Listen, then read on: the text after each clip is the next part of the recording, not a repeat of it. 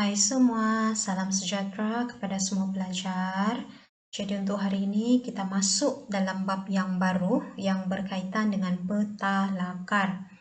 Jadi dalam bab ini kamu akan belajar beberapa perkara, contohnya apa itu peta lakar, apa yang ada dalam peta lakar, oke? Dan kamu juga akan belajar cara untuk melukis peta lakar dengan betul.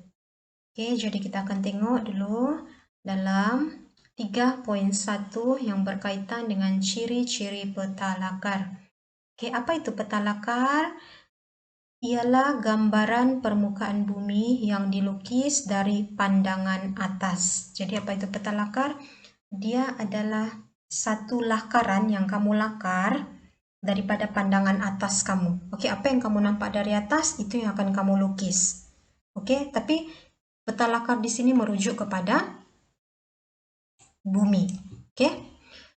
Peta lakar mewakili kawasan lingkungan yang berskala besar bagi menggambarkan ciri-ciri pandang darat fizikal dan juga ciri-ciri pandang darat budaya di sesuatu kawasan. Oke, apa itu ciri-ciri pandang darat fizikal? Apa itu ciri-ciri pandang darat budaya? Oke, ciri pandang darat fizikal adalah sesuatu yang semula jadi. Oke, apa maksudnya semula jadi di sana? Oke, yang maksudnya di sini yang lahir-lahir saja kamu boleh nampak sudah. Oke, manakala ciri-ciri pandang darat budaya adalah buatan manusia. Jadi kamu tolong ingat ya, pandang darat fisikal yang semula jadi. Contohnya macam pokok, matahari, sungai. Oke, itu adalah pandang darat fisikal yang semula jadi. Manakala ciri pandang darat budaya yang buatan manusia ini banyak. Contohnya macam sekolah, balai polis, pejabat pos. Oke? Jadi kamu tolong ingat dan tolong kasih beza antara dua nih ya. Oke, peta lakar dilukis dengan menggunakan simbol dan singkatan perkataan untuk menggantikan ciri sebenar. Apa maksudnya di sini? Oke, contoh. Kamu tengok di bawah nih. Ini adalah peta lakar. Oke, dia ada petunjuk.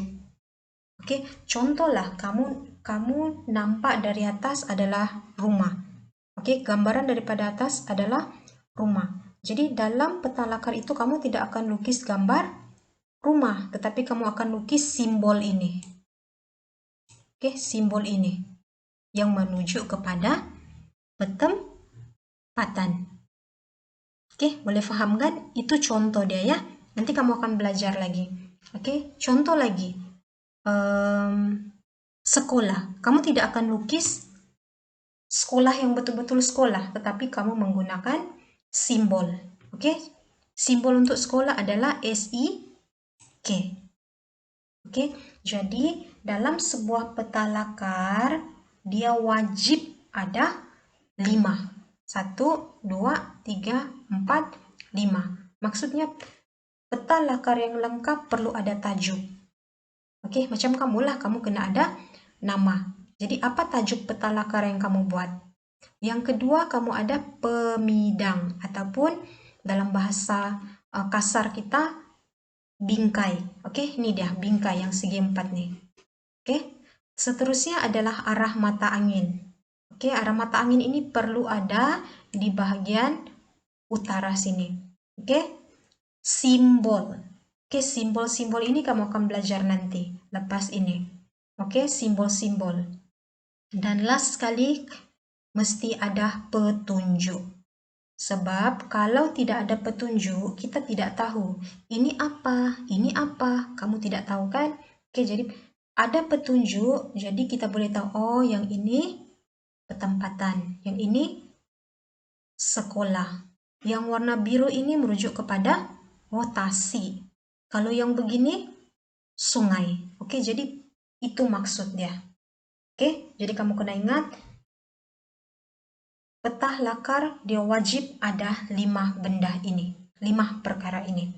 Oke, seterusnya kita masuk kepada simbol-simbol dalam peta lakar. Oke, jadi apa pentingnya simbol?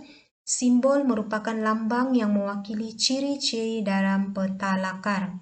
Terdapat 4 jenis simbol yang biasa digunakan dalam peta lakar, yaitu simbol titik, simbol garisan, simbol kawasan, dan juga singkatan perkataan. Beberapa contoh bagi simbol dan singkatan perkataan ditujukan dalam rajah di bawah. Oke, jadi dalam buku teks kamu pun dia sudah bagi ringkas. Oke, jadi simbol-simbol dalam peta lakar dia ada 4. Simbol kawasan. Oke, simbol kawasan ini dia merujuk kepada satu kawasan yang lebih luas. Oke, contohnya macam hutan. Jadi kalau dalam peta lakar, kamu tidak boleh lukis hutan yang apa yang kamu nampak dengan mata kamu, tetapi kamu kena menggunakan simbol. Jadi simbol hutan adalah ini. Contoh seterusnya adalah kelapa. Simbol kelapa ini. Oke, kontur. Oke, ini kontur. Mungkin baru first time kamu dengar. Kontur ini, oke, kontur ini berfungsi untuk menunjukkan kawasan tanah tinggi di dalam sesebuah peta. Jadi kalau dalam kawasan yang kamu lukis itu ada kawasan tanah tinggi, kamu tidak perlu tulis di sana kawasan tanah tinggi, tapi kamu hanya menggunakan simbol ini. Oke, jadi orang yang membaca peta dia tahu, oh di kawasan ini adalah kawasan tanah tinggi. Oke, seterusnya adalah simbol titik. Simbol titik ini contoh masjid, begini simbol dia. Gereja, begini simbol dia. Kuil, begini simbol dia. Oke, dan simbol yang ketiga adalah singkatan perkataan. Singkatan perkataan ini macam yang tadi itulah sekolah mana. Oke, nih. Sekolah, SIK. Pejabat pos, P.P. Balai polis, BP. Oke, hospital, HOSP. Oke, boleh ya? Simbol garisan. Dan simbol yang keempat adalah simbol garisan yang menggunakan garisan. Jadi contoh dia adalah sungai, tali air, pantai, oke, jalan raya, sempadan, dan juga benteng. Jadi ini sebagai kamu punya rujukan. Dan ini tadi peta lakar yang ini kamu boleh nampak di sini. Oke, bagaimana dia menggunakan simbol-simbol ini untuk dilukis di dalam sebuah peta lakar. Oke, jadi cikgu harap ini boleh membantu kamu dan kamu boleh ulang balik video ini untuk nampak penerangan cikgu, dan kamu juga boleh rujuk dalam buku teks kamu muka surat 27. Oke, jadi untuk hari ini itu sahaja dan kita akan sambung untuk kelas akan datang. Thank you.